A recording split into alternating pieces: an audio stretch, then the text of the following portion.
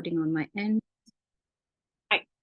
So I'm the CEO of Stawi Camp for Wellbeing, and I am a mom. My son is 14, but I am a mom to many, including a young adult niece who is now 22. I raised her for quite a number of years, and I'm still very present in her life. And I also have a lot of other children in my space. I initially started off working with children, and I've done quite a bit of years working with children, but my practice has transitioned into working with parents, because I believe the best way I can help your child is help the adults that are working with the children or who are taking care of the children. And so what we do at Stawi Camp is we put together emotional wellness and parenting programs for children and their parents. Our vision at Stawi is to create a community of caring adults, like those who are here, including the young adults, who are committed to creating spaces for all kinds of children, including young adults, to thrive. And you know, I'm sure you know, I mean, many of us may know that the part of the brain that is in charge of making the right decisions and thinking through, you know, and being very logical does not fully develop until age 25. And therefore, our young adults fall smack into that bracket of still being children and needing our support. But how is the perplexity? So I want to introduce Gasher. Gasher is here. Gasher Mbugwa is a fourth-year student at Strathmore University, and he describes himself as a free-flowing young adult that loves to cook, to game, and to eat a lot.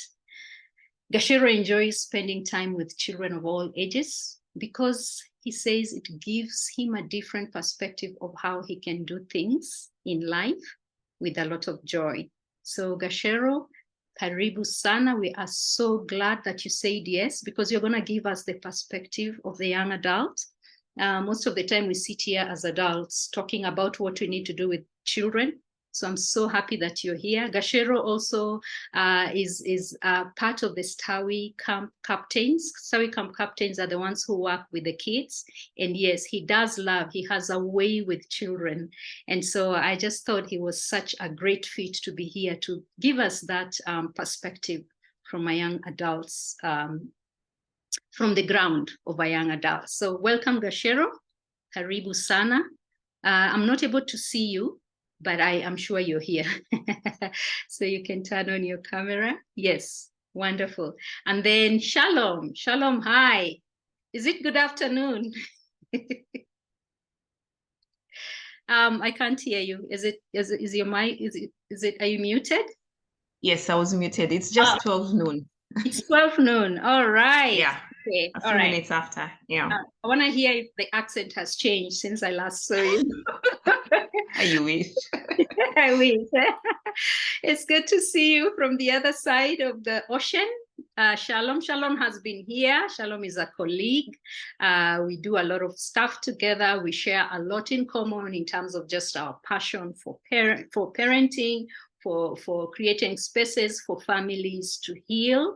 And Shalom is the director of Retro Group Limited. She runs life skills and leadership development programs in schools and wellness sessions online and within the corporate work space. Shalom is passionate about seeing families thrive and transformed, especially through young people's interaction with adults in their lives. So you really help us. And especially one of the things that really stands out for me with Shalom is how you're really passionate about getting generations to understand one another. And they may not be speaking the same language, but there's a way they can connect, and just looking for those spaces. With 20 years working with children, teens, and young adults in various capacities. So karibu sana, Shalom. We are so happy to have you. And Shalom has been here before. Our next guest is Chris Limo. Karibu sana, Chris. Chris is the lead therapist of Creative Insights Limited. Chris is a parent to a young adult. I also forgot to say that Shalom is also a parent to young adults. Chris is a believer that everyone deserves a second chance And if you haven't read his book, My Side of the Street, I hope you will tell us where to get that book, because it's just very simple, such an easy read with such rich experiences and very authentic conversations there. As a counseling psychologist, Chris is inspired by the possibility of who people are and considers parenting as an access to leaving the world a better place than we found it. Karibu sana, Chris. So honored to have you here. Chris, Yeah. I send a lot of clients to Chris, and, and especially around the spaces of addiction treatment, recovery, and all that. I really, for me, that's Chris is my go-to person because of how he sees, how he brings in the family in a very subtly getting parents to come on board. All right. And so I love what you do, Chris, and I'm so glad you're here. And I just want to tell you, by the way, that your conversations, your engagement in the last Candid conversation is the reason I decided to have a conversation about young adults. You had this long discourse, and I was reading and I was like, oh my goodness, we need to have this conversation. And so I'm so glad that you did that, and also that you said yes to come here. So welcome, my wonderful guests. Can we all just put our nice emojis and flowers, because now we are able to do that, to just welcome them so that they feel the warmth of this conversation. So welcome, everyone. Thank you. I hope you can see the emojis. So let us continue with this conversation. And Gasher, I will start right with you. All right, you ready?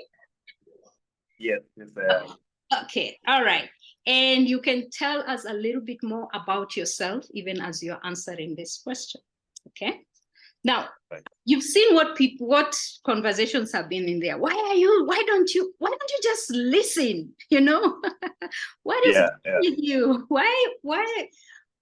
What's going on in your mind? You know, there's just such a level of perplexity. And I know that you don't represent all the young adults in the whole universe, but you're here. You are our specimen A today. Help us to understand. If we were to take a peek into a young adult's mind, what would we see? First, especially at this time, food. Food. Yes, food. Food would be there. We'll be thinking about, okay, what's really the idea? Because now we're speaking as a young adult. But as you can tell, the timings of when they will eat is not really the same as they were when you are young. So we'll be thinking that, okay, yeah, there's this food. And if they have the idea of having to cook something extra, we will wait for everybody else to sleep so that we can experiment as well. Another thing is that if they're into sports, especially during this time of Champions League, Premier League, and everything, that's also at the back of their mind. This particular time, they'll be thinking of what games are there today. Is there really a need to watch this? What is going to be the argument tomorrow morning with fellow friends? Another thing is, what's the latest series? What's the latest movie? What's the discourse with how people are receiving certain series? What is something that's underrated that people really watch? What's this show that guys are watching every single time? And how do they do it? Another thing would be school. How do they see school? How am I performing in school? What are the units that I like?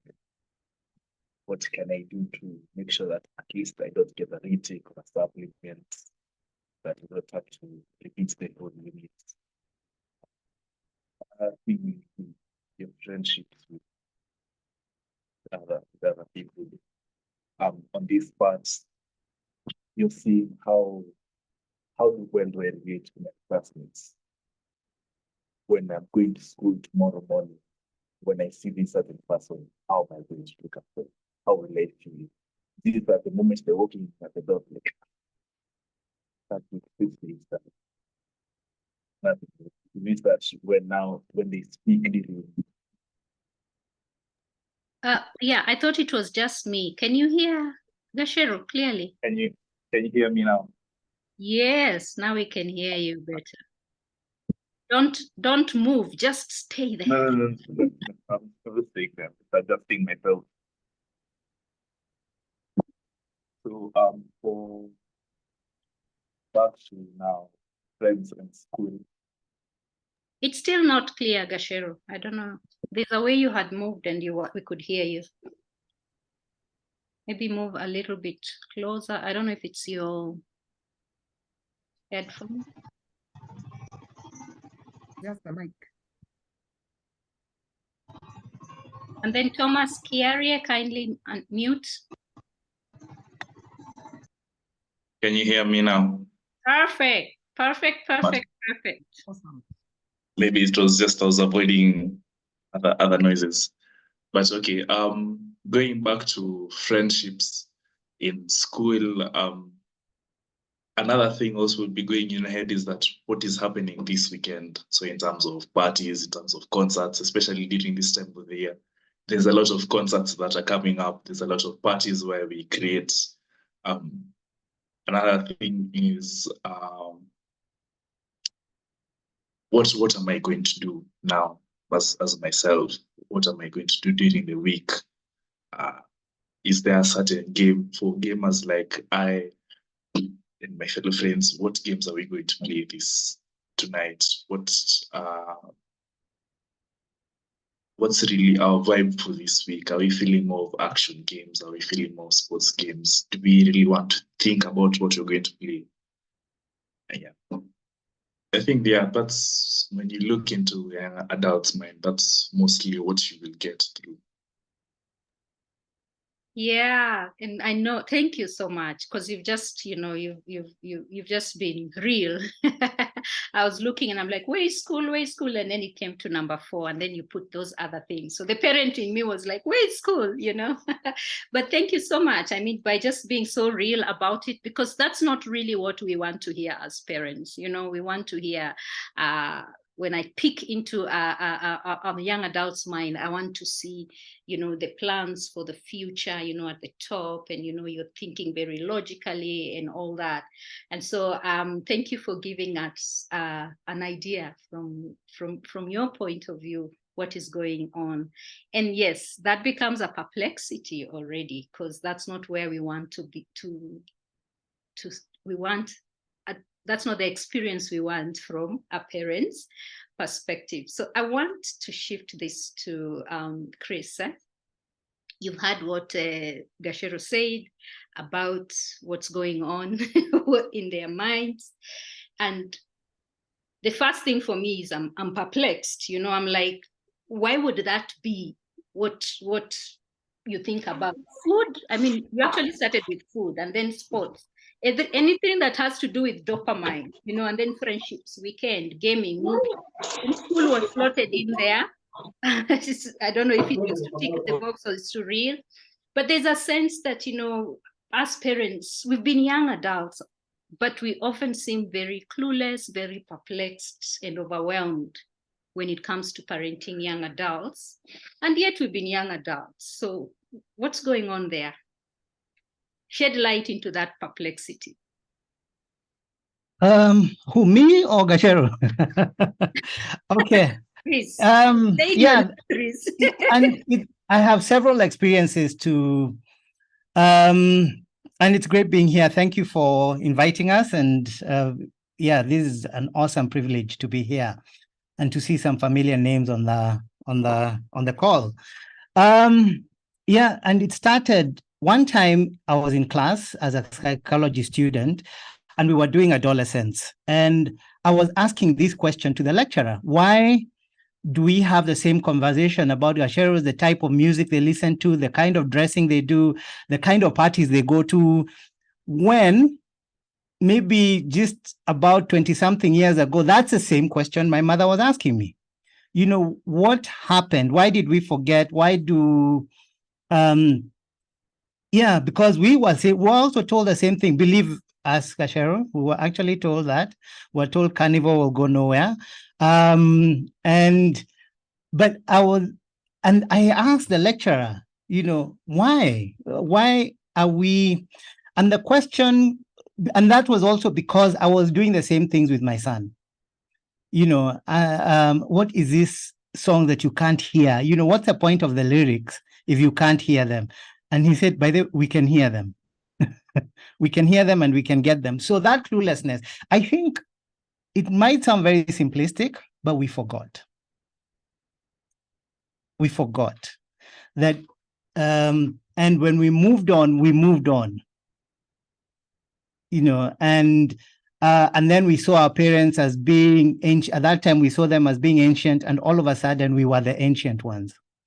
We don't know these things. And so that cluelessness, well, maybe on the call, we'll keep on answering them, and maybe we can ask, but it was that we forgot. It sounds very, very simplistic. And also, another thing is that perhaps we just didn't grow. We didn't grow as we grew up. We didn't grow as we grew up, and that we left it as a memory and thinking that we left it there. Then when we see them, it's the same battles. Until my son told me one thing. He told me something quite succinct. And he said that, I was telling him something about that question of what can you stop doing, or the questions the parents were asking. And he said, that's your story. It's not mine. Then I got the difference, that everybody is present in their own story, but not in the other person's story. Yeah. Yeah, I wish it was more complicated, but the answer is that simple. We forgot, and we get lost in our own story. We get lost in our own space. And, one of the things that, I think in parenting is opening yourself up to growing as your child is growing.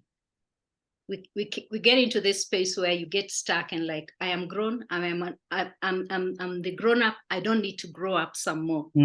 So yeah, I wish it was a more complicated answer, but it's that simple. We forgot. We forgot, and we need to open ourselves up to spaces of growth. So thank you for that. And let's continue having those conversations. What do you people think? Why do we seem so clueless, like we've never been there? Okay, and I'll also be reading as I ask as we go. But Shalom, I want to ask you something, because you saw what all these questions were, and all the perplexities of why can't you just listen? Someone says, I've been there, I've done that. Just trust that what I'm telling you is true, because you know what? I'm speaking from experience. So what's the best way of handling that whole conflict around life decisions that young adults make that are not aligned with your values, that you're just saying, I know where this is going? So how do parents go around that? Hi, thanks, Carrot. Thanks, Dr. Carrot, so much for having us on. Chris, good to see you. Gasher, nice to meet you. And yes, there are lots of familiar names online, and I'm hoping we can have rich conversations today. Before I even answer that, let me just say some of the things that have popped out as Gashero and Chris were talking. Gashero said supplement and talked about, the minute he said supplement, my head went to supplements that we swallow, his went to exams. So already we have language. We are using same words to mean different things, So if we can even start from there, even the vocabulary, we say one thing, what the other person is hearing and what they're saying are totally different. So we are stuck in our own place. And now Chris said it very well, where he said we are actually stuck in our own story. So when I was looking at the questions that people were asking, both from the adult and the young adult point of view, everybody was asking it from me, because we asked the question based on our perspective. It's all about perception. Now, and so when you ask me, why don't you just listen? How do we handle this conflict? Why can't you trust me? You're just thinking, why don't you trust me? From my experience, the biggest mistake I've seen adults make, you want the young person to trust you, but you haven't given them the full picture. You know, you haven't shared the full story to give you the credibility. So let's say whatever it might be, it can be the issues about sex, drugs, academics, you know, whatever it might be, relationships. We present ourselves as though we haven't made mistakes, and then we try to tell them to trust us. So now there's such a disparity between where we want them to trust us to step to trust them to step to, that it becomes, okay, so really, why should I trust you? Like, for instance, I'm born again, right? So there's some things that I did in my crazy days, in my nice wild days, that I know now may be wrong. But my child has probably not met me being like that. So when I'm telling them, trust me, I know what I'm seeing in my head. And I've got all those PG and unsuitable for under 30 going on. The filters in my mind are just saying, I can't give the details, unsuitable for under 30. But then I'm telling this 20-year-old to trust me. We need to find a way of sharing the lesson without necessarily the murky detail, right? So I don't have to teach you how to do drugs, but I can tell you my experience with drugs. I don't have to give you a pornographic story, but I can give you my experience with sex. I don't have to tell you the gory details of what I did with my boyfriends, but I can tell you the risks of having the multiple relationships. You know, and I can say, this is what I went through, so that we also help the younger generation take the lesson, not just the warning or the threat or whatever else it might be. Like, okay, can we help them get to the position where they're asking, what would you have done different? When I'm having the conversation with my daughter, when I'm having the conversation with my son, I need to get them to the position where they're asking, okay, mom, fine, you're saying that's what you did. What would you have done different? And the answer is not, I would have listened to my mother, because it's not true. My mother and I were on totally different avenues. That's the truth, right? They're on how I grew up, totally different from what my mom was basically directing me to. So the different thing would not have been, I would have listened to my mother. For me, I would have researched this, I would have looked at other options. I don't have to try, because when it comes to learning from experience, you basically learn from your experience or other people's, isn't it? So even when talking to the young adults, don't just tell them don't. You're telling them, this is not a good idea. This is why I think it's not a good idea. And I think there's a parent who mentioned, do you think I'm human? Okay, I didn't quite get the full question, but they mentioned something. Do you think that I also have fears, dreams, hopes, etc.? We parent from fear, but we don't encourage them to come based on our own dreams. We don't share with young adults that this is what I'm dreaming for. This is what I'm working towards. This is what scares me. We only tell them do, don't. So it's very one-sided. What if we said, I'm totally afraid of this boss. I'm totally afraid of this job. I'm totally having problems with your father. I'm having problems with your mother. If we're not talking about those, then you end up not being, quote unquote, human enough to be trusted with a human decision when the young adult needs to be making it. So how do we handle this conflict? First and foremost, you need to step back to how were you when you acquired those particular values? How were you in a place of rebellion? Share that bit. Were you in a place where you had given up? Share that bit. Because there are many decisions that I said, man, I wish I had listened to my mom. But I only got there because I tried everything else. It's not because I trusted my mother. So we can't just go saying, trust me. We say, even for me, I got here by trying and failing, not because I got to the place where I listened to my mom.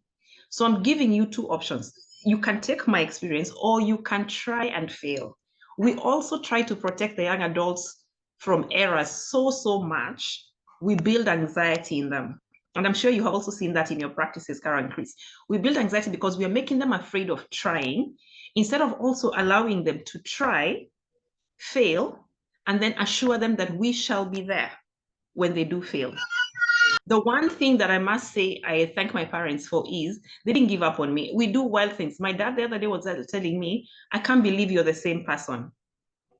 He has had the opportunity to watch me over many years. and says, I can't believe you are the same person. I think that's what we need to do for young adults. Allow them to also make some mistakes, because they need to learn from these mistakes, right? Tell them you will be there for them when they make the mistake, because that's what they need. They don't need not to make mistakes. They need somebody to be there when they choose to make certain mistakes. Yeah, that's what I'd say for now. And I think we can continue talking as we go. Yeah. Wow. Yeah. Thank you for that. And I think it's just that whole space of vulnerability is not easy, because we have been raised to have those very clear boundaries, and adults are here and children are here, and just being able to open up. It needs you to also have processed through the mistakes, and saying, this is where I am.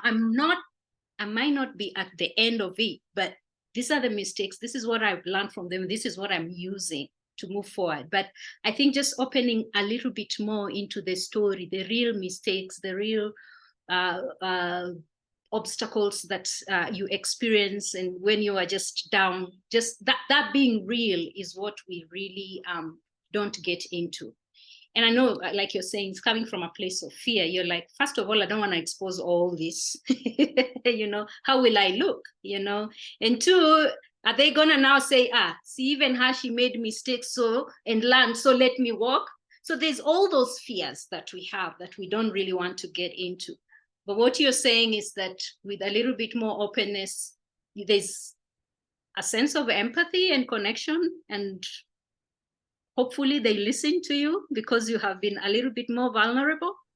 Yeah, there's something that you said when we were talking about the different questions. You said we respond better when we feel connected. Absolutely. I can't be the one deciding that I am connected to my child. They need to feel connected. I may be doing something to get us connected, but they need to feel connected. And everybody responds better when they feel connected. Yeah. Yes. Okay. All right. So I think the work is on us as parents to open up a little bit more and also to work through those things, so that also when you're having those conversations, it's not from a place of fear and from a place of scaring them, because sometimes we also open up too much where you see the reason I'm suffering now, so I don't want you to suffer, so it shouldn't be that. It should be from a place of threat, yeah. So quite a bit of balance to take there. So Gasher, and I know I'm seeing already conversations around, it's different from a girl's perspective. So we should have had a young adult lady here as well to tell us, maybe it's not gaming, it's something else. I'm going to invite us to share, the young adults here, to also let us know what is in the brain. What's, if we have to have a peek in the mind of a young adult girl, please share with us. And even the experts here, please also just weigh into this conversation so that it's not very one-sided. I realize we only have one young adult, so they're going to speak more from the male perspective. All right. So Shalom has said, we should be open, a little bit more open as parents, so that we give you a little bit more about the journey and not just been there, done that. Gasher, do you think that would make a difference? It would make a difference, but by the time you see the difference, there's a lot of how do I put it? There's a lot of fear from the side of now us, the young adults, because now out of nowhere you started sharing some things that I'm not used to hear from you. I'm wondering, wait. I start thinking about the mistakes that I have done recently and start saying, okay, is there something that I've done that is over the top, that is the normal limit? Or is there a few things that I don't know about? Because out of nowhere, you just started sharing, like, oh, this is not normal. This is not, it's not part of what I know you would do. Because maybe normally I'm used to hearing you just complain at me. No, you're not supposed to be doing this. You're supposed to be doing this. This is what you're supposed to do, and this is the way we're supposed to go as a family. But now, out of nowhere, you decide, no, let me just sit back and let me call him or her. Then out of nowhere, you're sat down, everybody's out of the house, and they're like, okay, so some things, definitely you're not going to, definitely as a young adult, I am not going to, my mind is not going to be in that conversation. It is going to be, what have I done recently to deserve this? Because this is not part of the norm that we're used to. So definitely, at first, there'll be a lot of questions on our side as the young adults. There'll be a lot of running questions. But by the time we'll be like, okay, let me give it a try and see. Maybe there's, because also at the back of our mind, there's an agenda over here somewhere. There is no way that they've just said it like this. This is not something they just come out like that. There's an agenda somewhere. So let's wait and see. Let's wait and see the agenda where it is. Then we will move on from there. I'm loving this. It's a candid conversation, y'all. It's a candid conversation, totally candid. What Gasher keeps saying is out of nowhere. So I guess there's a plan there, right? And he's like, no, you can't. What's the agenda? And conversations are coming through this is so, it just clearly shows how disconnected we are. So again, let me ask Shalom, do you have a response to that? And Chris, can you weigh in on that as well? When Gasher was talking, I'm thinking, yes, it actually comes out of nowhere. But if parents can be honest with themselves, many, not everybody, but many already parent out of nowhere. What does this look like? You attend a webinar like this, you get a few tips. Now you go and start pumping your lessons on the kids. All right, some news comes, 17-year-old girls have run away with somebody, or they have been kidnapped, or whatever it is. And every girl between the age of 15 and 18 is grounded, and something just happened on TV. You get a WhatsApp message in your estate WhatsApp group that says, oh, be careful about your girls. They're sexting while they're next to you and everything. Now you start monitoring your daughter's phones out of nowhere. You're basically not sharing what is it that's taking you through the process. So if we are going to connect, and I think somebody somewhere up there asked, how do you then restore a broken connection? If you are actually going to work on yourself as a parent, not put Band-Aid on a situation that's going on at home. If you are honest about working on yourself as a parent, then you're going to take time and you're going to be honest with your kid. You're going to tell them, you know what, I have done this wrong so far, and this is what I'm trying to learn. They need to understand that the out of nowhere is really, now you have made a decision to improve yourself or improve the relationship. Because when that Gasher was talking about the out of nowhere thing, is because there's already a rhythm. In every family represented here, there's a rhythm. We know when mom comes home on Wednesdays, she's pissed off. So don't talk to her on Wednesday. Clear the area. If she comes and she looks like this, if she puts her handbag down, if dad does this, if mom and dad are not connecting, if they're not talking to each other, our kids have studied us the same way we think we may have studied them, but they study us a whole lot more. They don't have as much baggage, therefore, and they're not trying to correct us. So what they do is study to survive.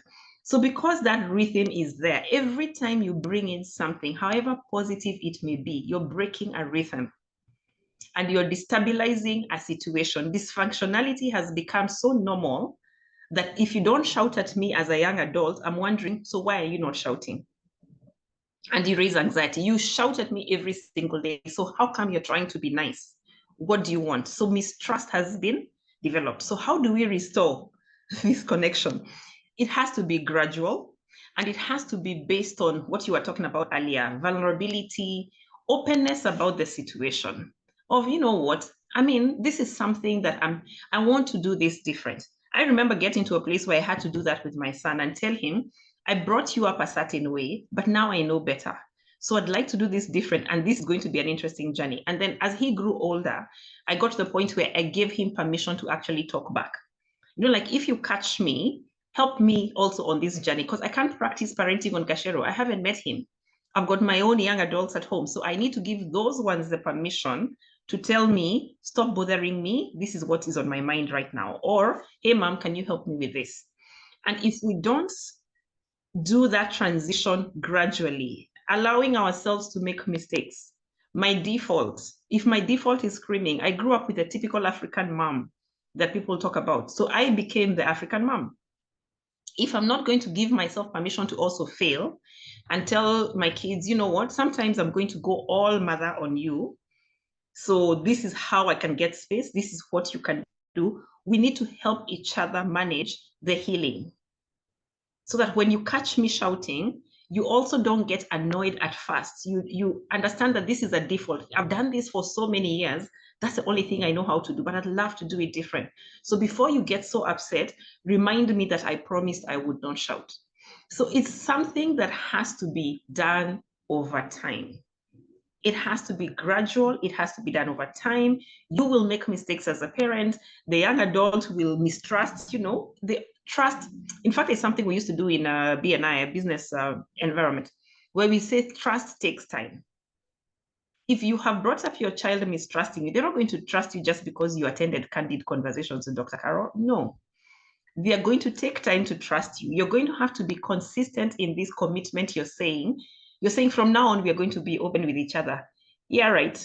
See me in December. See me in March. So it's up to you, the parent who's committing to be consistent over time. Then soon it won't be out of nowhere, right? This 21-year-old will soon be 41. So it doesn't matter that your healing does not happen within the next 2 years. Give it time. If we could only give lifetime, we'd have a whole lot better relationships. Yeah. All right. So what you're saying is out of nowhere, and I'm seeing we already have a tag, parenting out of nowhere. It's a thing now. Parenting out of nowhere is a thing now.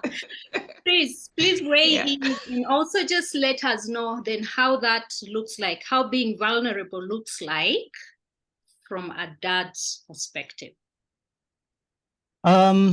Maybe, yeah. Well, to start with, first of all, I think parenting is automatically seen as an extension, about after getting married or being an adult. It's time to get a baby, or it's time. I mean, we should get a baby because we are married. But do we ever ask ourselves who or why are we parenting? Why do I want to be a parent? Why? And chances are, no. Chances are, if I were to poll here, how many people ask they want to be a parent, or who are they parenting for? So often when a parent of a young adult, okay, even from me, I see my son as an extension of, like Shalom talked about, my dreams, my aspirations, or even my failed dreams and my failed aspirations. So he's the one who's going to fulfill on them. And in our context in Kenya, at times there's this automatic assumption. It sounds like a rule, but it's an assumption that kids should take care of their parents in their old age. It sounds like a truth. And yet the parents have been working all their lives, saving for retirement. So where do the children come in? And, and why should they? And maybe that is, just to provoke a new thought, but that makes the confusion, besides forgetting that what we were like as young adults, that brings for the confusion, because I'm seeing this person as an extension of myself, yet he or she is declaring, I'm a whole person by myself. And normally we get to appreciate parenting when we get our own kids. We get to appreciate, my mom went through that with 3 of us, me, I have 1, and I'm having triple the burden that she had, like as if she parented 9 kids. And, so the question would be, we prepare for everything else. We prepare for school, we prepare for Bible study, or we prepare to go to heaven, we prepare. And then you hear the main, the system called, there's this phrase, parenting has no manual. Yet rocket science has. And I like now that with the parenting conversations, especially in the last decade or so, we are creating a manual. So for me, because I did ask that question, what am I parenting for? And that's why I say parenting is an access to living the world better than I found it. So that I allow, and it's not easy, I allow for my son to make mistakes. So how do I do that when he actually does make mistakes? I go to my wife, I go to my therapist, so he doesn't get to see what I really, really feel about that mistake. Later, when I'm telling him, yes, I do share my concern, I say, I'm concerned about this mistake. I'm concerned about the way you handled it. And I'm concerned, even you didn't call me. Who is your support system? Or we get to hear about the issue much later. And so, to restore the vulnerability for me is an access also to miracles. So I keep sharing vulnerably with my son and even clients when they come and, parents and, but it's a risk because I have no clue what they are getting from that communication, from that sharing.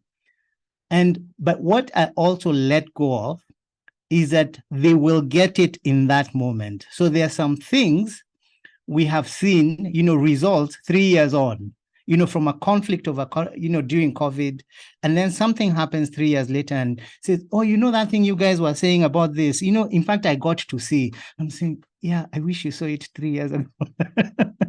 Not now. But so we let go. Now, letting go is very, very difficult because I have no clue what the future holds. But what I don't want, really is like the other thing of, because we come with our own imperfections, as parents and deal with our own woundedness. Believe you me, Gasher, we do. We have wounds. And what I would, like one of the things for me especially as an unfathered father was I wasn't told. I didn't know this. And I thought by having a son, then I am not, initially in his early life, I was not responsible. Therefore, because I did not know. But he's here, so it needed a turnaround of taking responsibility, yeah, and saying, okay, and then now letting go of the end game. I have no clue what the end game will look like. So one of my personal mission is to do the work for my children, my son's grandchildren, who I'm unlikely to meet. That way it gives me freedom to be with my son now in whatever way. So when he tells me, like when he's on maybe 6th or 7th phone, we still need to get another phone because I still hope that emoji will come, because without a phone, there's no emoji. But yeah, so it's about for me, it's about letting go and surrendering, but also answering the question, what am I parenting for? Yeah. Oh my gosh, a lot of profoundness there. Letting go of the end game, bringing us back to so that I'm present for today. And I know that may sound very abstract out there, but it's as simple as that again. And I think that's the thing. If we just learned to be more present in the moment and what it is that we are doing today, not necessarily expecting the results, so that 3 years later someone was like, yeah, that thing you said, yeah. But that's why for me parenting is such a faith-filled process. You can't parent and in our sessions we call them carpenters, with an end game here looking, saying I want for a square table, yellow, with a glossy yellow finish, and continuing to keep looking at that, then that means you're not really present. You're not really present in the moment. All right. And so very, very practical there. So whatever it is that you need to let go, Chris, what you're saying is that sometimes you don't pour it out on your son at that point. You talk to your wife, you go see therapists, and therefore that brings in that whole sense of community, that you cannot do this alone. And there are things that are not for pouring in your child's space. There are things that are for really just holding.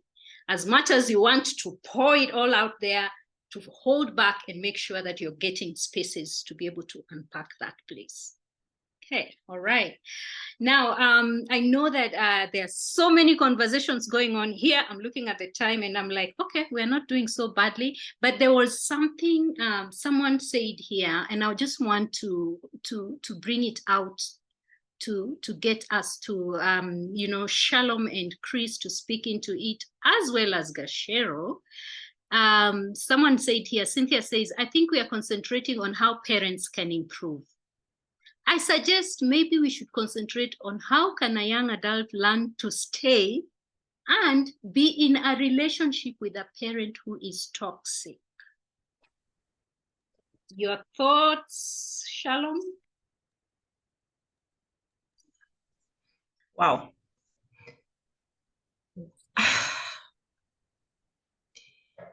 Okay, I come with a warning. I don't necessarily always say things that are going to be agreeable with the the older adults generation. I do not think any young adult needs to be taught to stay with a parent who is toxic. Nobody needs to learn how to stay with a parent who is toxic. If I was faced with a young adult whose parent is toxic, I would teach them financial skills, I would teach them life skills, and I would get them to stand on their own 2 feet away from that adult. It doesn't matter that it's a parent, walk away. Stay on your own. Why? If you teach somebody, the only way you learn how to stay with toxicity is to be toxic yourself. Toxic likes toxic, toxic will beget toxic. So when you're saying a young adult should learn how to stay in this place, to stay in a toxic space with their parent, what we are trying to say is continue this toxicity over the next few generations, right? So the young adult should not stay. My opinion, honest opinion, this is not necessarily what the doctor ordered.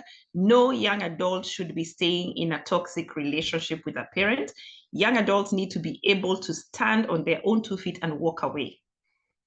Do their jobs elsewhere, work for themselves, make their money, live in their own home, and start living a healthy life. But then there's another part of how to be in a relationship with a parent who's toxic. Staying and being in a relationship are two different things. Because being in a relationship with a parent, as long as this parent is alive, you're going to be in a relationship with them. So that's where then I would talk about boundaries. Now we have varying levels and amounts and whatever's of toxicity, whatever that, when we say toxic, again, that's one of those words that has been used. Like if my father asks me, how come you're late today? I'll say that's toxic. Like we have, again, different explanations as to what toxic is, right? So whatever toxic may mean in this question, I'm assuming that toxic is making you feel, it's making you feel bad. Then what you do at that point is set a boundary. So the other thing to teach young adults is how do you set boundaries? If you have a mother, father who's screaming down your neck all the time, who's calling you names. We had, in this nice country of ours, Kenya, we had people who say, it would have been better if I got a cow, and you're trying to encourage your son to do well in school, but you're saying it would have been better if I bought a cow, So you're telling this person that they're useless, for instance. So if that's what you're getting, set the boundary. Actually say, I don't appreciate it when you talk to me like that, mom, right? I don't appreciate when you talk to me like that, dad. If you're being hit and beaten, do what you can to leave that home. You do not have to stay there. You can actually live on your own. But you'll find a lot of these relationships that are toxic, where the parent is actually toxic. They have also disabled the child. They have not enabled this young adult to stand on their own 2 feet. So this kid probably does not know how to do anything for themselves. So I'd say, how do you help them to be in a relationship with the parent? They have to have boundaries, but they should not stay within the same space. I think once you are a young adult, you can live on your own. You can co-share. You can do what it takes to move away from the toxic environment. This question would be very different if you're talking about an 8-year-old, a 5-year-old who has no other person to depend on them. I mean, for them to depend on. But if you're a young adult, walk away. Live on your own. Then set boundaries, because to build the relationship or to continue with the relationship with a parent who's toxic, you have to have boundaries. There's no way we are going to stop the toxicity and stop. I don't even know. I haven't seen anything about mental health issues. A lot of the mental health issues young adults are having now, and I mean, even us as the adults, is because we are staying in toxic spaces instead of actually putting the boundaries that are required to reduce and even stop the toxicity. So short answer, walk away. You don't have to stay in you don't have to stay in the same space with a parent who's toxic. And then in terms of the relationship, set boundaries. Yeah. Yeah, thank you. And I think it's the same because someone has asked, what if it is the other way around? You know, if it's the young adult who is toxic. So again, when we unpack what toxic is, again, getting those skills to put the boundaries, to be clear about boundaries, even with the young adult. Let me go to Gasher and ask Gasher. Sometimes, you know, we just think that you're making young adults are making mistakes, and we don't agree with their choices. And just the same question I asked Shalom. Their parents are just like, the choices you're making are not good, but for you, you're thinking it's a good. I'm making the right choice. This is where I am, and I'm making the right choice. How would you like a parent to support you in that space when you believe it's the right decision, but they are very much against it? I think for that one, first is they should be patient with us young adults first to see the reason why we're insisting on this certain idea that we're going with. Yes, you might be against it, but this is something that I have invested in. It's something that I've put in time and effort to see how it will come out in the end. I think another thing is that the parents, as parents, I think you should also speak out and say why you're against it, to see that maybe there's another angle that us as adults, as young adults, that we are missing whenever we are so tunnel. Because at this point in time, I think as a young adult, we're really tunnel visioned on this idea that we have. So we really need an ear, a different perspective on what we have. Another thing is that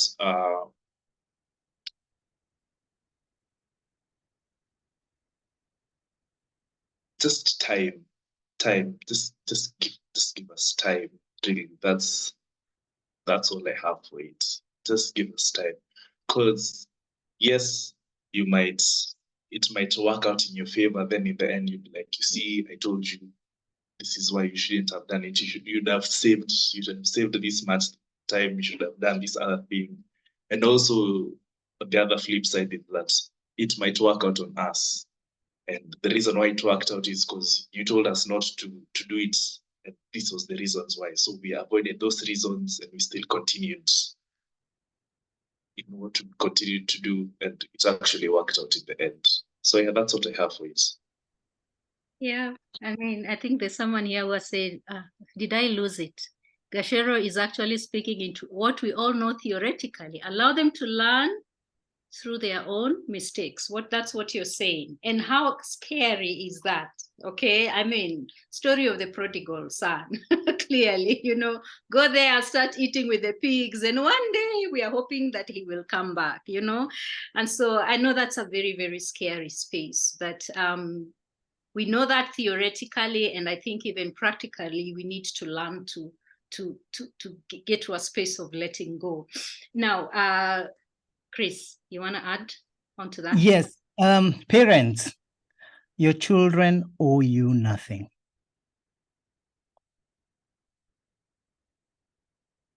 Nothing. They never wrote application letters to be your children. They owe you nothing.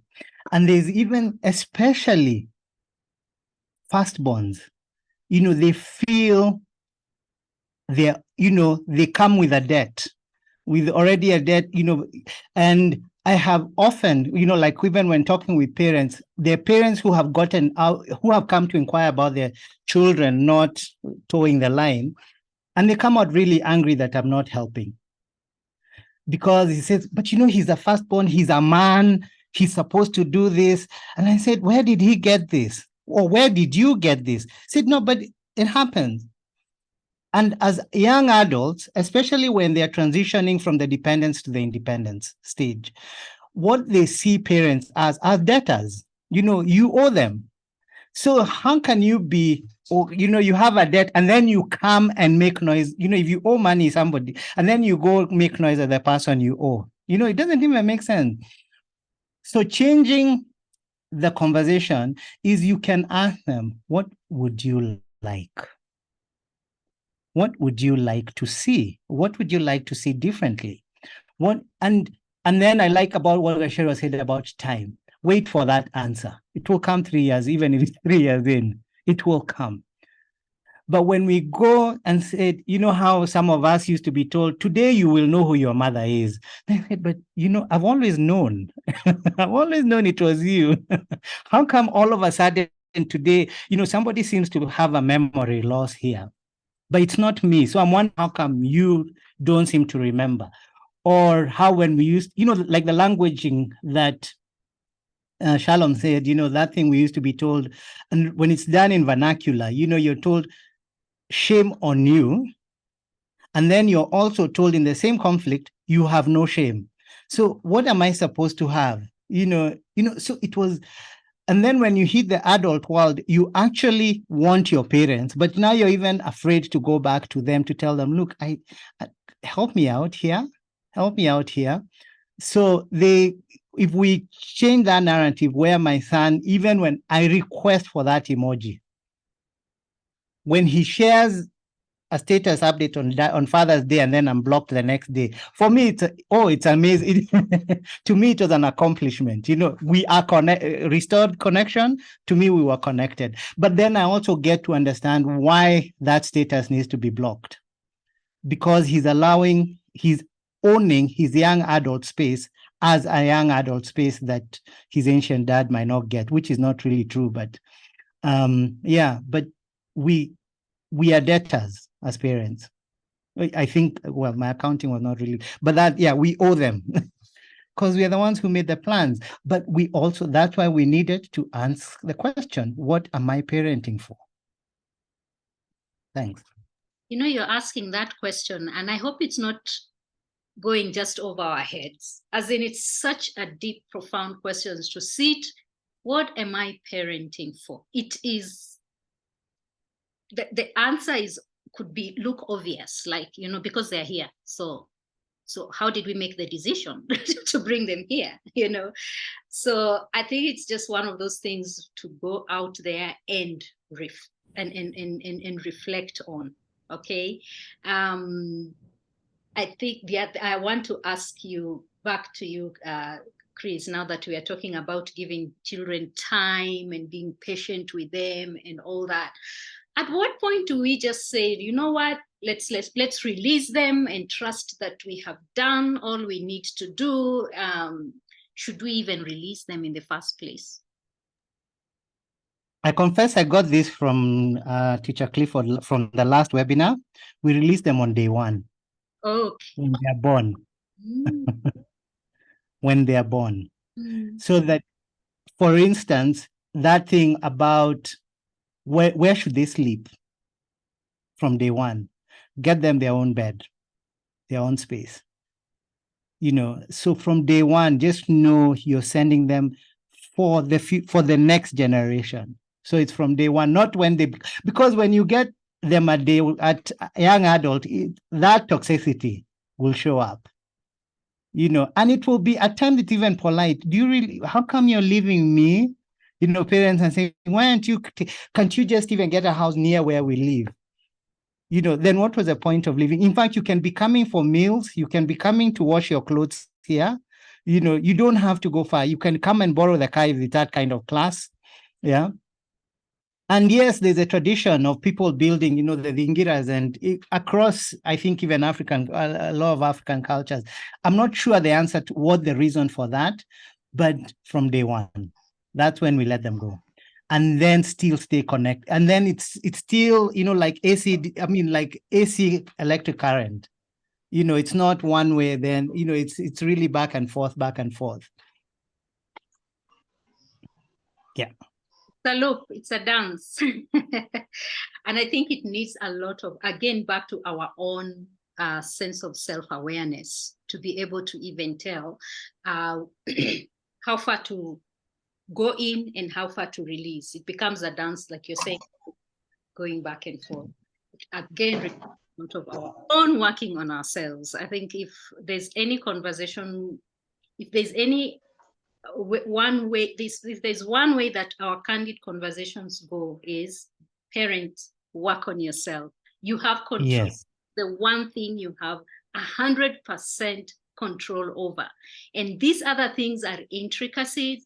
And sometimes we come to conversations like this and sessions like this thinking I'll have 1, 2, 3 tips to be able to go and deal with that grown young adult who's refusing to leave my house and has such a messy room and all that, but inviting you to look inward first. Inviting you to look inward first.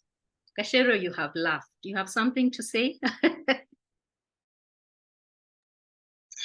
No, I'm listening to your statements, then I'm thinking of how my mom would react this particular moment in time. So it's quite funny for me. And you are going to leave it there. Okay. All right. Okay. So there's a lot more conversations going on, and I know that our time is far gone. It's already 9 o'clock.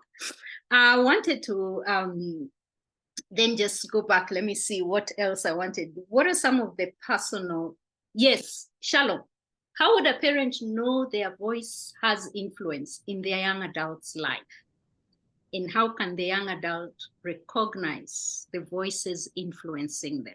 Those are like 2-part questions.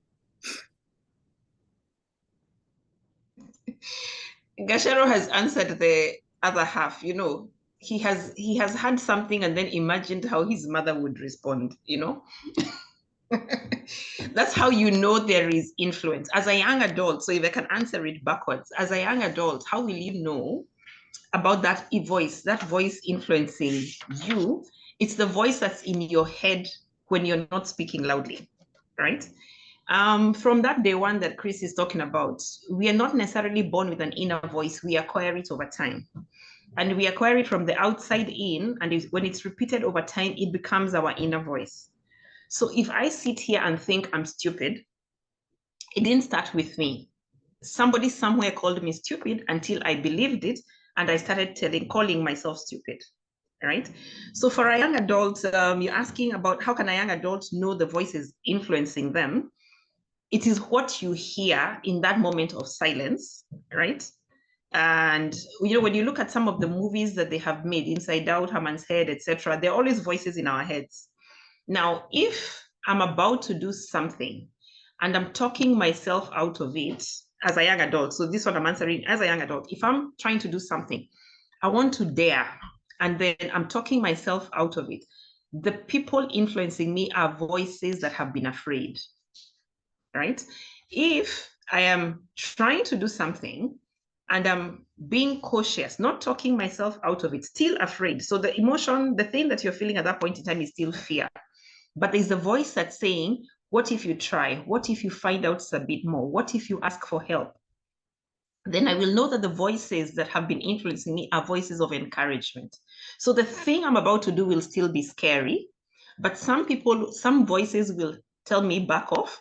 Others will tell me, think, try, seek help, cover your bases, and then do it, right? Now, the question then becomes, who is telling me those things? Now, as a young adult, I could have friends who actually, yeah, I'm belying my age when I talk about Haman's Head. So when I think okay, I'm being called out of this thing. Say it inside. Sorry? I'm saying at least you say it inside out, so that balances it out. True. So here I am as a young adult. If all my friends tell me do, and nobody is actually telling me what to think about before I do, then maybe I'm listening to my friends so much that they're pushing me to risk without thinking. So there really needs to be a voice in our head that's telling us, think about it. And what does thinking about it look like? There's something my son always tells me, and I know he quoted it from somewhere, and he says, do something today that your future self will be proud of. So if I'm sitting here as a 21-year-old, I need to also ask myself, what does this look like when I'm 30? What does this look like when in fact, 40 might be too far away, but there are some who are able to think that far.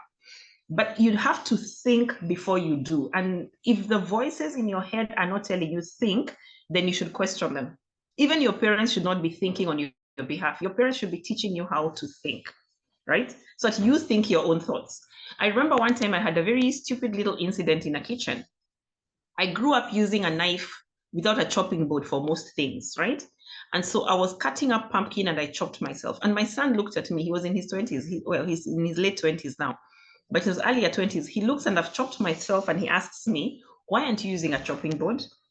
I couldn't even answer why. I mean, the real truth was, I don't know how to use a chopping board when cutting this thing.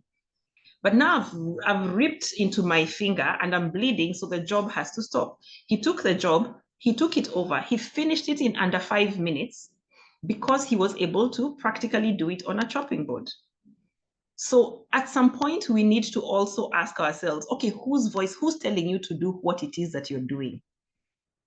It's not the voice of sense. There's so many things that we do unconsciously because of those voices that got into our heads.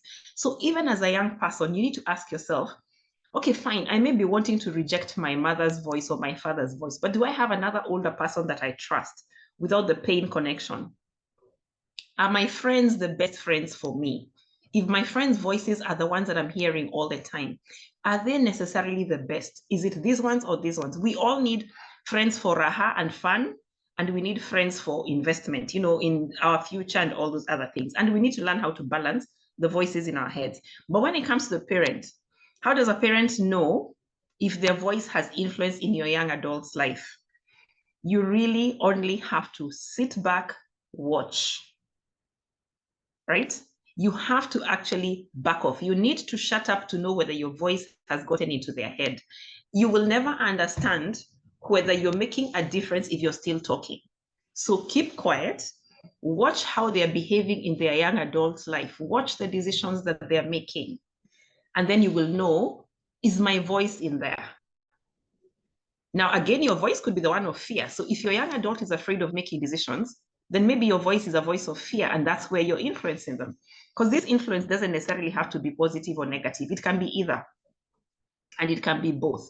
So the only way to know if you have influence, or if your voice has influence in your young adult's life, is to keep quiet and watch them. Watch them be the young adult that they are, and you will know which voice is influencing them. Yeah, that's how I would answer that one. Yeah. Okay. Again, being able to step back. Being able to step back. You talk, then you stop talking. Stop talking. Yeah, like say what you need to say and then step back. Because sometimes you can't be a voice of influence if you keep going and going and going. 2-hour lecture. Exactly, but let me correct something. It's not say and then step back. Yeah.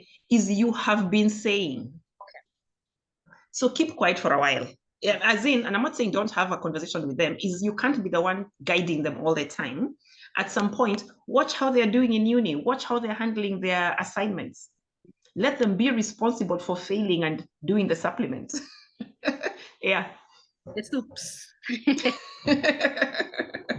Thinking these are vitamins. The vitamins. Yes. Chris, then let me just shift to you and ask then, we're talking about a lot about the responsibility of the parent. What responsibility do children have to their parents? Well, like I said, nothing. But it's because the because the power dynamic is that the parent has the power. Yeah, they have the say. So it's them to trust that they've laid a good foundation. Yeah, so that when a parent, like for instance, one time, why I stopped, that thing of my son saying, one time he called me, he told me he's number 4. And that was in primary school. And I said, well done, number 4, but next time. So my boss was passing, she said, you don't do that. And I asked, what, you don't do what? You don't tell him you're number 4, and then you put him down that he's not number 1. It cancels. So the thing is, the responsibility, I think, is still future. It's still future that they have courage to take what they learned from home. Yeah. But also maybe just to communicate. For me, I don't think it's a responsibility per se, but that's a hard question. Even though I've thought about it, it's still a very hard question, because I feel, I can't say they owe you nothing and then say they have a responsibility. So really, so I'll say pass to the team. I don't know. Is that okay, Gasher? It's okay for a parent to say, I don't know. It's very okay, baby. We should normalize that.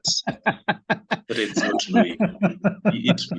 It makes it easier for a lot of things, because now you might ask your parent about something, then at the back of their mind they don't know anything, but now at the front they're starting an argument to say, no, you're the one who's supposed to be doing this, because this is within your range of your people. But us, we're looking at it like, you've passed through this before, so definitely you have an idea. But now, in between, what we're not saying between this conversation is that none of us know anything. We're not saying that we don't know. So I don't know is not an option, or is it an option? It is an option. Wonderful. Okay. Yeah. Sometimes I catch myself starting to make up answers with my son. And then, the way he asks, and then the belief system is that all parents should have answers. And then I start talking, and then I start changanyaing myself, and I get lost in the whole story. And then I come back to, what, let me think about it. So I think just that admission that sometimes we actually don't have the answers, and especially in this day and age where there's so much information now. Yes, there's a lot of information, but also we need also to acknowledge the fact that with age, hopefully comes some insight, because of the experiences that we've had. And if we're able to separate our fears and the anxieties that we have, and separate them from, try and glean wisdom from there, then we're able to pass it down to our children. The other thing that I do sometimes when I get stuck in the middle of an argument, when I don't know, I pray. I say, God, give me wisdom. Right now, in this moment, when it's heated, I do not know what to do. Give me wisdom. And for the most part, the kind of wisdom I'm given, be still, like chill out, cut this conversation for now, breathe in and out, then come back, because also in the stillness, that's where the wisdom comes. So the conversation has been amazing. And I know there's so much going on in the chat. I would just like to invite Elijah, are there any questions? Because it looks like there's more of just conversations and what people going back and forth. So just let me know, are there any questions? Is there anything you would like to highlight from these conversations? Because I know you've been going through the chats. Well, we can't. Are you muted? Or is it just me? Oh, am I? Now you're good. Can you hear me? Yes, I can. Okay. Yeah. Okay. Well, the point I was making is that it's quite engaging, and I love the fact that I'm seeing quite a number of questions, and our panelists have tackled them really, really well. But there's one question that I think it will be fair for us to look at. Somebody did ask, how do you handle situations where you probably, right now we have blended families, so you have your biological children, but then also you have these you have a blended family, so there are kids that come with the territory, so to speak. So how do you handle such a situation where there are all these issues that you need to talk about, whether it's disengaging or stuff like that? So maybe the panelists can tackle that as well. And then I think the other bit that it will be interesting to look at, I know Chris made a huge statement that sort of got us thinking. Our children, they owe us nothing. But then I think I was looking at some of the comments being made on the chat. How do we say that with reference to our manual, so to speak, the manual being the Bible, for us to subscribe to the Bible? So how would we handle that? Because the Bible actually asks us, we need to honor our parents.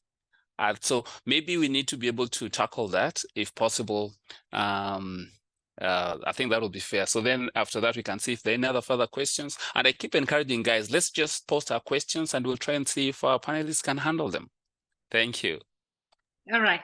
So I'm going to divide this question. Shalom, please handle the blended family space. Okay. And Chris, back to you with the statement you made. And there is, you had the question. So who wants to go first? Okay, well, I could talk about the blended space. All right. Yeah, and I think the question had to do with parenting style. You know, like, should the parenting style change when you're parenting your biological child versus a child that you have gotten out of a blended family situation? The short answer is parenting style shouldn't change. In terms of, if you have the healthy, authoritative parenting style, then it should actually not change. You need to parent them the same way. Relationship dynamics are different. You know, you might find that you have, because you have spent maybe more time with your biological child from when they were young, and you haven't spent as much with this other child, you may find that it will take time. You will not necessarily be exactly the same closeness, but the parenting should not change. Many times we mix up parenting with friendship, right? Parenting is parenting. And you know, there's that thing they say, I'm your parent, I'm not your friend. I'm your mother, I'm your father, I'm not your friend. We have, those are two different relationships, right? And we end up mixing them and thinking that they have to exist together. If I'm parenting, I have stepchildren, and when I'm parenting them, the first thing I do is focus on the fact that it is parenting that I am parenting. Therefore, if there are certain, for want of a better word, rules that apply in my household, then they will be the same across the board. I can't let my biological child get away with certain things and then let this other child not have the same privileges. They are going to have exactly the same experience.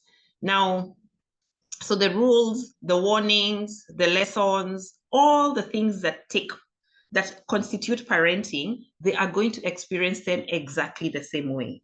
Now, am I going to be able to tickle, hug, and tease them the same? No, that's a friendship kind of connection. So because I haven't been with my other child, the one who has come in as a result of the marriage, because I haven't been with them from when they're young, I cannot be as silly until they give me permission to get there. Back again to respecting boundaries. They likely have a mother or another parent before I become this step parent or whatever. And so I need to build the relationship to get to the point where mine with my biological child is. And it may never quite get there, but it doesn't change the parental rules. And I remember, like mine, my children are, the girls are 10 years apart. So one is, let me use the age 18. So when one was 18, the other one was 8. And so there were certain rules I had when she was 18. And I would say certain things to her when she was 18. Then now let's fast forward. And the one who was 8, 10 years later was 18 and about to go out. These were conversations around hanging, you know, just basically going out. Carnival, Chris said, we were told Carnival is not going away. We grew up and we saw Carnival has not gone away. It is still there, but then now there are some red light districts that have grown. Anywho, so it was about clubbing. And so the younger one is now 18 and I'm giving the same instruction in the presence of the now 28-year-old. And the 28-year-old told me, well, she calls me Auntie Sha. She asked me, you mean you're saying the same thing to her as you said when I was her age? That is what I think parenting should be. Be consistent across. It doesn't matter who they are. Do give the same parenting expectations. But when it comes, will I hug her? Will I do the same? No, I need her permission. I need his permission to do certain things. But parenting should not change. Don't ever look, because when you get into a blended family space and you start parenting differently, you already create differences between the children. And it's back again to that thing that Chris was saying, shame on you, but don't have shame, kind of thing. Is you're giving them mixed messaging. Do I accept you or do I not? Can I help you grow up in this space, or am I leaving you to your own devices? But when it comes to discipline, for instance, in a blended situation, the biological parent is the first one to discipline the child. So let's say it's me who has come with my children. My new husband should not be the first one to discipline my kids when we are working through the discipline place, because again, you don't want there to have all these barriers to the lesson. I don't want to be disciplining my stepchild and they're saying you're doing this because you're not my mother or because you're not my father. Let them be disciplined there, but then the parental thing, I still need to be able to say, you have done wrong, but your dad is the one who's going to deal with it. You have done wrong, but your mom is the one who's going to deal with it. So parenting styles shouldn't change. The relationship may be different because of the dynamics, but the parenting style should be consistent 100% of the time. Yeah. Thank you. I think that is very clearly articulated. Chris? The question about, was it about the obedience, was it? Yes, I think there's about yeah.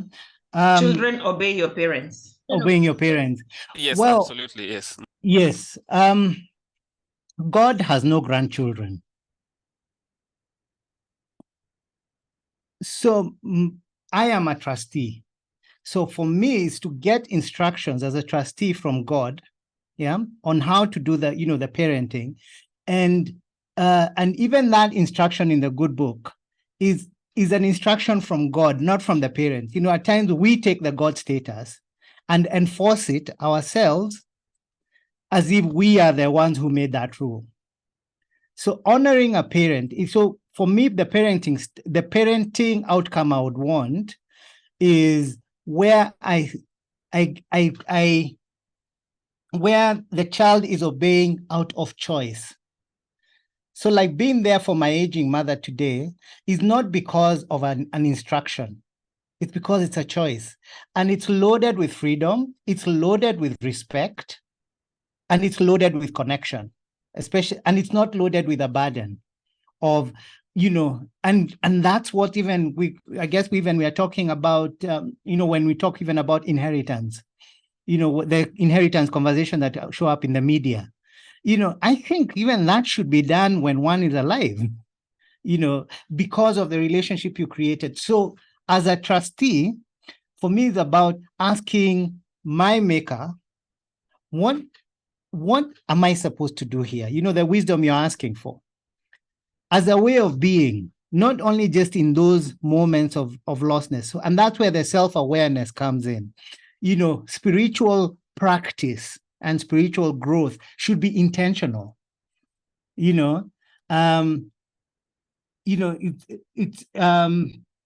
so that when, so that I can't tell a child, because like now if they're an adult, a young adult, when you're 18, it means you can vote. It means you can be go on trial, for instance, but you can also now father children or mother children, legally and legitimately. So there are times now the state even takes over when that honor is goes out of the window. So that it's not, and because the context here is about young adults, so the honoring, I think for me as a parent, is to train them how to do it out of choice. And that's where the possibilities come in. I ask, what would it look like for you if you what would it look like? And then on hold, like that thing of, if you just said hi, let me make it that simple. Send me a text every Friday and just say, what would it sound like for you? He might say it sounds like control. Then I say, don't do it. Then don't do it, because that's not what I want. Then I share what it would do for me, and then let go, because it would I'd feel, the connection, but I can't force it with this, the trust is, it will come a time where, I call my mom and wondering, okay, now you've talked for 10 minutes. What were you calling for? I said, for that 10 minutes, there was no major agenda. Yeah. But as a young adult, the 10 minutes would have sounded, it would have been, a distraction from me doing my own life. So, and that's where I say we are forgetting what it was like. Yeah. We're forgetting what it was like. So just trust that you've given them whatever you give them. And if you feel you failed, yes, I have made amends. And when I make amends, I don't ask for their forgiveness, because that's another thing. Sinimesama sorry. So you forgive me now. See, you have said sorry. No, now let that forgiveness also be a choice. So for me, choice is big. Now it's my job to train them. Even using that prodigal son parable, because it has so many angles. Like the one who said, Namimi J said, but you were here and all these things were here. They were also yours. Yeah. This guy has come back. We thought he was dead. But he's not saying, actually, you are still special and you've been here with me. So teaching obedience is me sharing what I'd like to see and then let go as a possibility. But also keep sharing my concerns, because when I share concern as a concern, I can also ask, now I'm concerned that, what? Okay, I can't think of anything right now, but it will come. It will come, and it will come maybe at 2 a.m. when we are done. But I feel obedience, and that's where, when we're talking about day one, when the formative stages, that's when you can teach, say thank you, say sorry. But like Dr. Carol, you mentioned at the beginning, if you didn't have that, because maybe now you're in a blended family situation and they didn't have, you can start where you're at. And then now the self-awareness now for me is to learn how to speak to a young adult as opposed to what a 2-year-old, so yeah, so there's a way of doing it. And for me, one of the things is, first of all, over food. It always gets me being listened to. Yeah, so they eat and then maybe they know there's an agenda coming, but when they've shivered, it's okay, they can listen easier.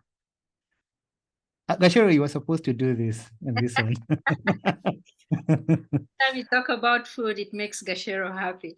Thank you. Yeah. One of the thing you have clarified, yes, what the Bible says about children obeying parents, but it would really make a difference when they do it out of choice. You've drawn them in because of the relationship. So it's not just you owe me, you owe obedience to me. Fine, they can obey you, but then what is in their hearts? Okay, and what is in their heart can bring more brokenness if they're trying to obey from a place that is not from a place of connection. I think there is there's clarity there, and I know there are many other things. Okay, Elijah. Yeah, there's just one more question that has popped up here, and I think to be fair for us, we try and do some justice to it. We can probably take it omnibus in the sense we can take them, two questions, but in one sort of a job. So there's a guest asking, why is it that suicide is so appealing to young adults? And then how do you handle an adult, a young adult that has those tendencies? How would a parent handle such an adult? I know this one is a huge discussion. I don't know what you think, Dr. Carol, how panelists will be able to handle this, but I think it's something that has come up. I probably feel if we can spare some few minutes to talk about that, that will be fantastic. Dash carried land from the cells back to the heart. Okay, let's have that muted. Yes, and because both of you are practitioners in that space, I'm going to give each one of you a minute, if it's just address that. It's a reality, it's happening, and sometimes it's a major perplexity with our kid, with the generation now. So Shalom and then Chris.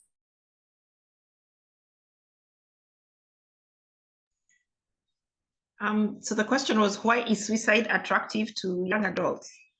Appealing, yeah, same thing, yeah, appealing. And how would you handle a situation where there's this sort of a tendency? How would a parent handle such a situation? Yeah. Wow.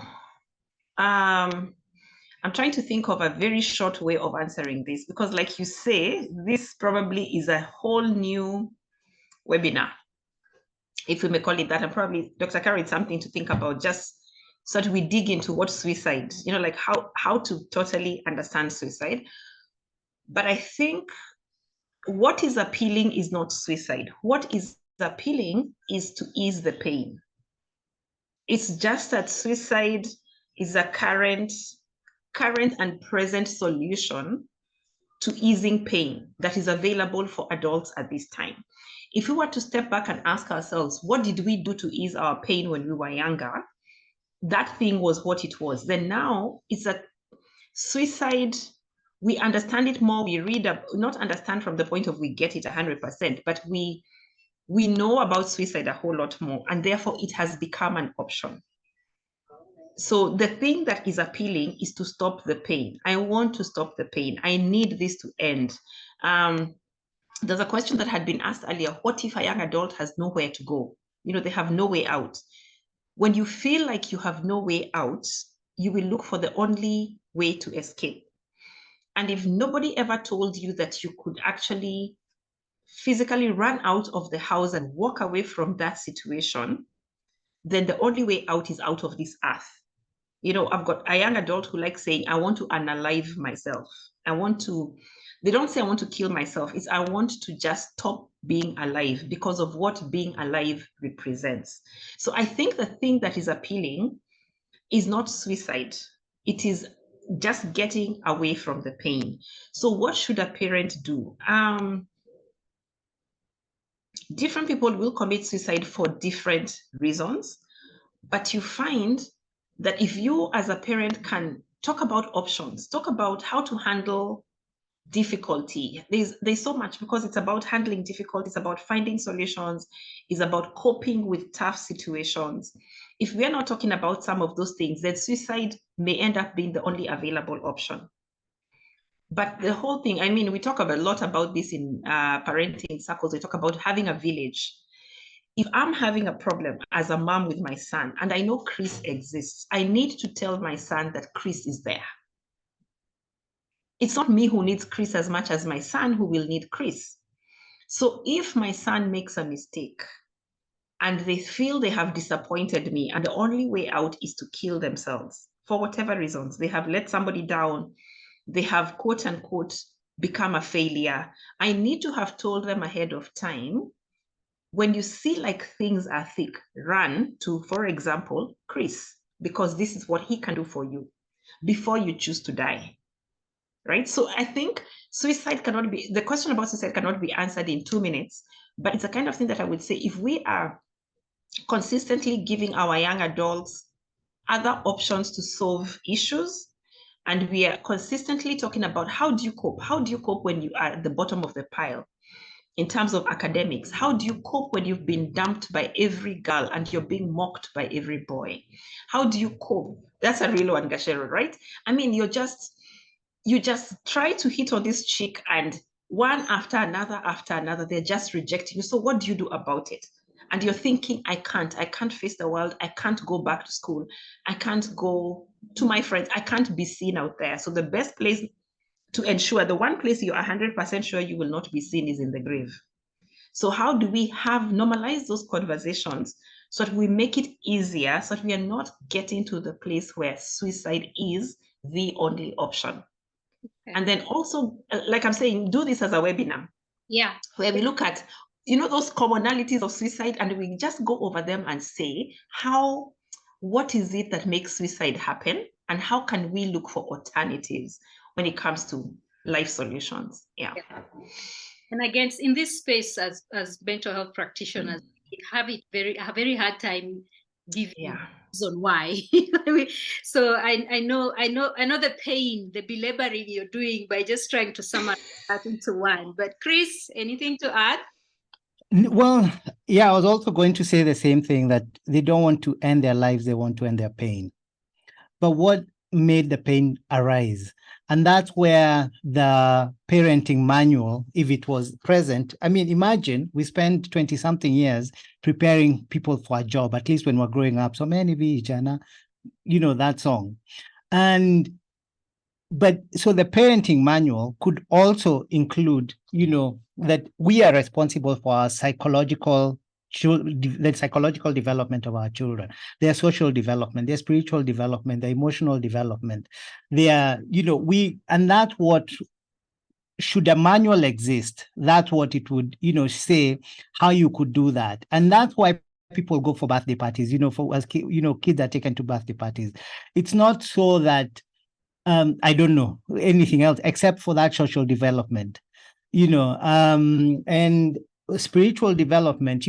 Kids, the good thing about kids is that they provide parents with a structure, of when to eat, how to operate during, and that's why maybe you might look at parents who are complaining about the 2 months holiday, for instance, and saying perhaps they missed not having the manual, because they're your children. And then there has been a tradition where parents are handing over this, responsibility for the social and whatever to the churches and faith-based and schools. Yeah. And yet not understanding that is complementary, despite the kids spending more time there than maybe home. So when suicide is an option, it's because there's something wrong at home. For a young adult, it's because there's something wrong at home. And it could be even, heartbreak, but even heartbreak, we can train just when it comes, we can train before it comes, how that it will come. Because if it's emotional, like somebody has said, emotions pass. For me, in my baffling adolescence, alcohol showed up. And what I didn't realize until much later, that the questions I was asking were valid. Yeah. And I was not a teenager now when I was actually getting that validation of the question. So it also was still awkward because now I was an adult. Yeah. Asking the questions of, that were unanswered in adolescence as an adult. But I was lucky because I got into recovery. Many of my friends didn't. And many other people I do not know don't get to do that. So this generation is not the same one where we were told because I said so. Yeah. So why is a valid question. And not just for that 2-year-old, but even this one. Yeah, tell me why I should, there was a time so we are realizing we have to explain, but we also need to have that explanation. Like one of the things we were telling our son, we are concerned you're not growing. And he said, yeah, but what do you mean? And we thought he was being rude, Then later we got it because I was using my filter about growth, on him. Clearly he had no clue. And it was unfair. And then we made the amends and we came back and said, I'm sorry, that was not on you. It was on us. Wow. I mean, so there's a pain they're trying, there's a pain there that they're trying to run away from. But the other thing that I've really gotten, Chris, what you said is that why is valid. That the questions they are asking are valid. And the more we dismiss those questions, the more we give the because I said so, we are suppressing, and then it comes out. For some, they'll choose suicide, others will choose alcohol, others will choose any other form of way of coping because the why was not answered. And that's a scary thing because sometimes we don't have the answers. So Do we have to have the answers? Remember, I don't know is an answer. Good. That is a valid answer, you know, and they'll be fine. They'll say, oh, okay, maybe let me check elsewhere. Yeah. And they'll stay alive for that. Yeah. They could stay alive just because there's an elsewhere to get checked. Wow. For Okay. the power dynamic, perhaps in the growth, we decided we were the sole provider, you know, of everything. So we took God's place. Yeah. Yeah. All right. I know it's way past our time. You usually finish by 9:30. And so, I mean, anyone who is done and would like to leave, that's fine. But I just wanted to share this poem. And then I will come back and ask each one of us to give our final comments, you know, parting shots. So let me just give me a moment so that I can get to that poem, because I just find this poem very, very profound. Can you see? Yes? You can see. All right. I can see your head shaking, Shalom. So like nodding. There's a mix. There's a distortion on my screen. Of the I don't know images. whether everybody, yeah, now it's clear. Yeah, now it's fine. Is it clear now? And you're seeing one screen, you're not seeing my two notes.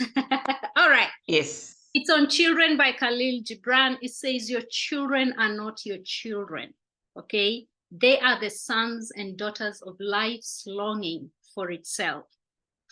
They come through you, but not from you, because we think they are a replica of us, okay? They are our photocopy, and therefore, you know, we become, they are made in the image of us, okay?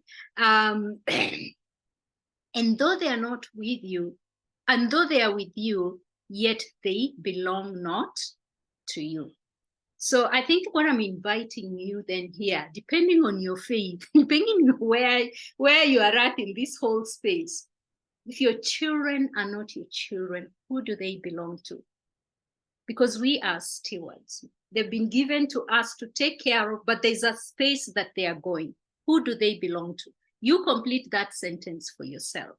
And he goes on to say, you may give them your love, but not your thoughts, because we're always wanting to put our thoughts in them.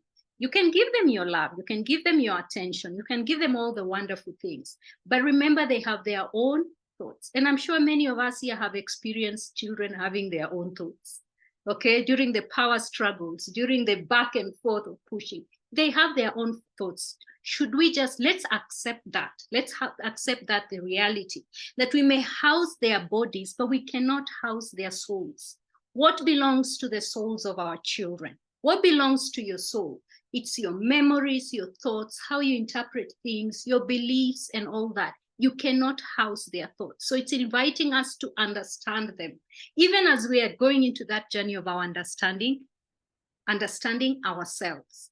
Because their souls dwell in the house of tomorrow, which you cannot visit, not even in your dreams. And this is where Chris was saying, we let go of the end game. Because see how things are changing. You know, now we are having a webinar. 3 years ago, 4 years ago, we would not even think of having a webinar. So there's a lot of letting go that happens in that space. So it's important to remember my children were created for their time. They were not created for my time. So we are careful about the box we are trying to put them in. And he goes on to say, you may strive to be like them, but seek not to make them like you. For life goes not backward, nor tarries with yesterday. And this is the part that I love as he ends, he's saying, you are the bows from which your children, as living arrows, are sent forth. The archer, and for me, the archer is God, because he's the one who created us. He sees the mark upon the path of the infinite. I don't see that mark. You don't see that mark. You cannot see that mark because it's infinite, okay? But then what does he do? He bends you with his might, that his arrow may go swift and far.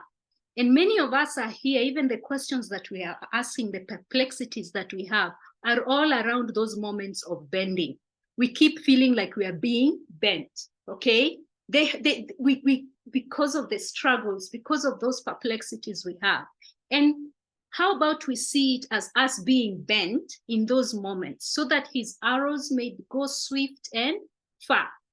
Let your bending in the archer's hand be for gladness. For even as he loves the arrow that flies, so he loves the bow that is stable. We are feeling a lot of bending, but it is your stability that will help your children fly. It is your stability that will help your children fly. And that's my invitation to each one of us. Let's go back to that. Let's go back to those spaces of seeking our own stability so that our children can fly and go where they are meant to go, which is in the path of the infinite. So I would like each one of us to just go around and give our parting shot, starting with Gasher, and then Shalom, and then Chris. And Gasher, I don't know if you have any programs coming up. I usually invite my guests to let us know what programs do you have coming up, Gasher. But thank you so much for being here and just giving us such a brilliant and authentic view of the young adults. So parting shot. As a parting shot, I would say that it's okay to be afraid of what you're doing. Both sides as a young adult and as a parent, because now it shows that there's actually a level of care that you have for not only yourself but also for your family. In terms of what I'm going on, yes, I have a play on the 1st, 2nd, and 3rd. If you land at the gate of Strathmore, the rest will be sorted. Really? We just yes. Gate of Strathmore. Slide in. We will time on Friday 5 p.m. on Saturday 2 and 5 p.m. on Sunday 2 and 5 p.m. Thank you so much, Gasher. And I usually put contacts, but I didn't put yours. So if you would like to leave your contacts, you can just put them in the chat.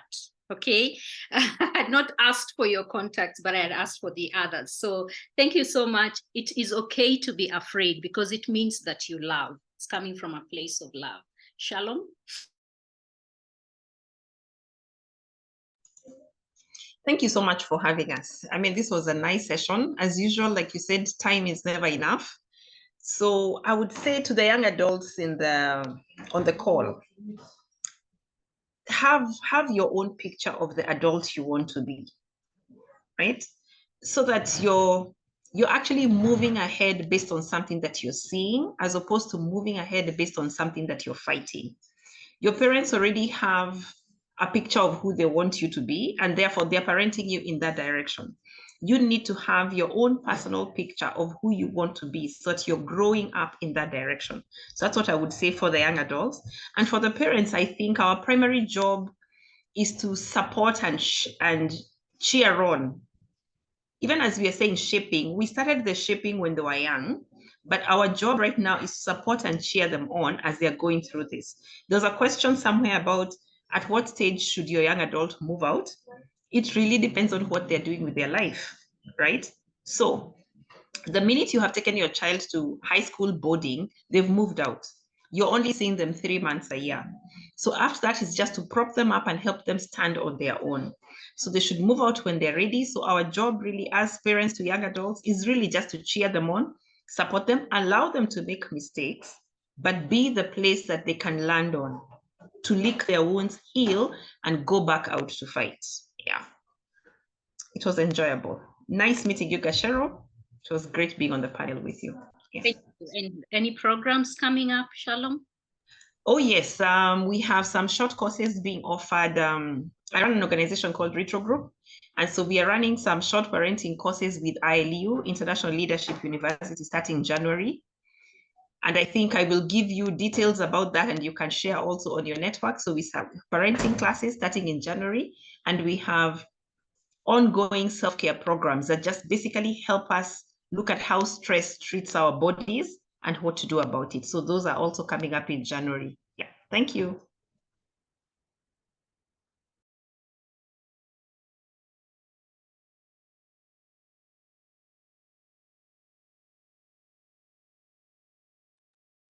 You're muted. Dr. Carol, you're muted. Okay, sorry about that. I was saying I was looking for this slide because I would like you to just take note of these contacts, reach out to Shalom, and also just reach out to us if you don't get to go through. But Shalom, I think I have your contacts right there, and your Shalom Monyiri on Facebook and Instagram. I want to give a link on the chat. Okay, all right, okay. Yeah. All right, go ahead, Chris. Parting shot and how it's going on, programs you have. Okay, for me, I just want to say that parenting is a privilege. It is a privilege. And privilege for me, what it means is removal of hurdles,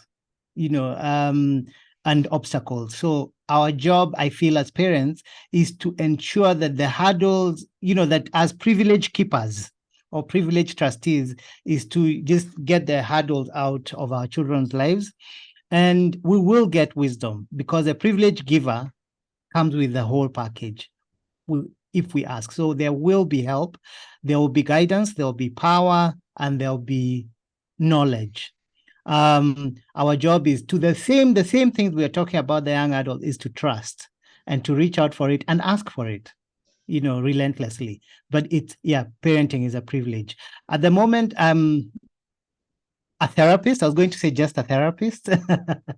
So I'm a therapist and an interventionist, addictions interventionist, and usually it's for the family. Initially, it's they'll call me and say, "Chris, get me a cheap rehab," but I now don't do that. We engage in a conversation and I provide clarity and direction. Yes. Thank you. Thank you, Chris. And like I said, I do send quite a number of clients. Yes. Especially the perplexities around addiction. I think you're the go-to. Thank you so much, Shalom. Thank you, Chris. Thank you, Gasher.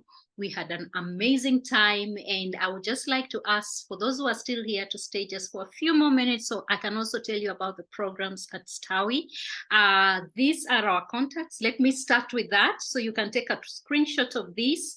But the main program that is coming up is a parenting program, which is an online 12 session. Actually, we've gone down to 10 sessions now. It's 10 sessions, okay? 10-week parenting coaching program.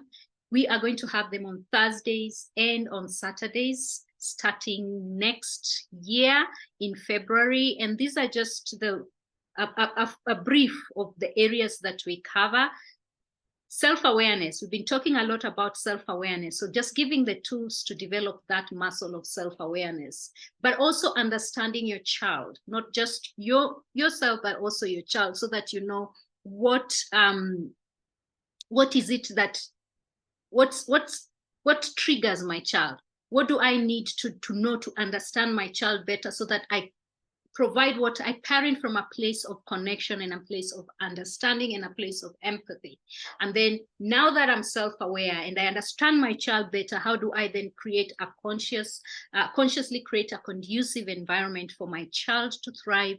And really we talk about this out of nowhere parenting. That is what we call reactive parenting, okay? And so we invite you into a journey of moving from out of nowhere parenting to responding, to be a parent who responds. And Gasher, thank you. Now we have a new term for that. How much does the program cost? So these are the prices. Sorry, Dr. Carol. Yes. Yeah, there's a comment. Seems like there's this persisting problem where the images are kind of distorted. I don't know what the issue really is. Maybe it's a bandwidth or something. Yeah, so it looks like the first slide, they were not able to see it very well, but we can probably post the number on the chat. Okay. So to get up for that, yeah. The first slide for... Maybe try it once again and see if it's a lot better.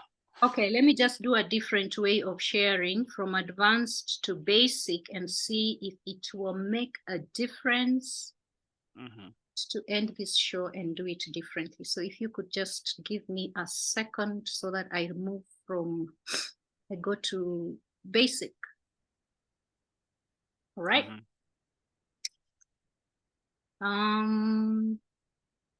Back to Zoom, back to this and this. Is that better?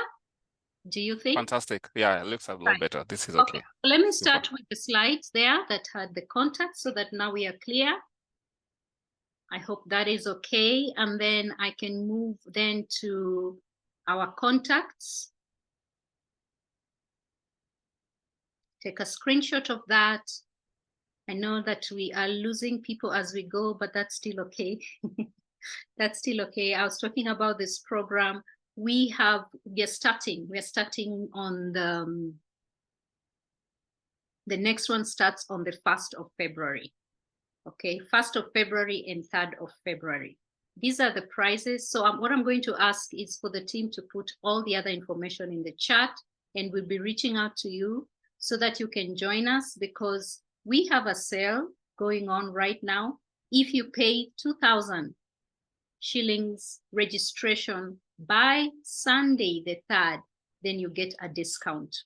Remember, this is the main, the original price is 30 and 40 per person and 40 for 2 adults. So what we encourage is that you come with somebody else, because for us, it's about the community. So if you come with someone in your village, then you get a huge discount of 18,500 or 17,500 per person. All right. Then go ahead and check out our details in the links that have been shared. Thank you very much, everyone, for being here. Amazing conversation. Once we have this video ready, we will definitely share it with you. Thank you, Shalom. Thank you, Chris. Thank you, Gasher.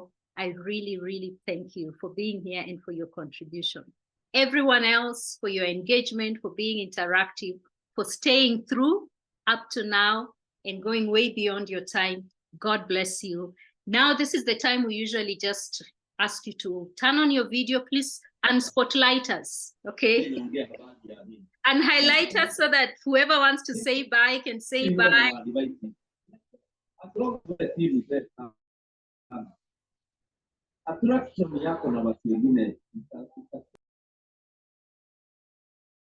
All right. Yes. So yes, I always love to see the faces. Good to see you, Njoki, Mercy, Elizabeth, Anne. Wonderful. You can leave if you want. I like to stay here and just engage a little. So Jean, thank you, Cynthia. You've been very, very active. Good to see you, Lillian. Thank you, Tay. All right. Thank you, everyone. Good to see everyone. Asanteni sana. God bless you. This was so engaging. Thank you, Ifioma, Rose, Elizabeth. All right. God bless you, everyone. Please keep it stowy. Stay with us. Let's continue creating these communities. There are so many of us doing this. I just want you to know. And please reach out. Reach out to Shalom. Reach out to Chris. Reach out to Gasher. Okay. Thank you, everyone. And God bless you. Thank you, Mercy. All right. So we are going to have a good evening and a good day, good afternoon. Shalom. You're not going back to bed. You have the half a day left. Huh? Enjoy. Well, depending on what time you sleep. All right. Thank you, everyone, and God bless.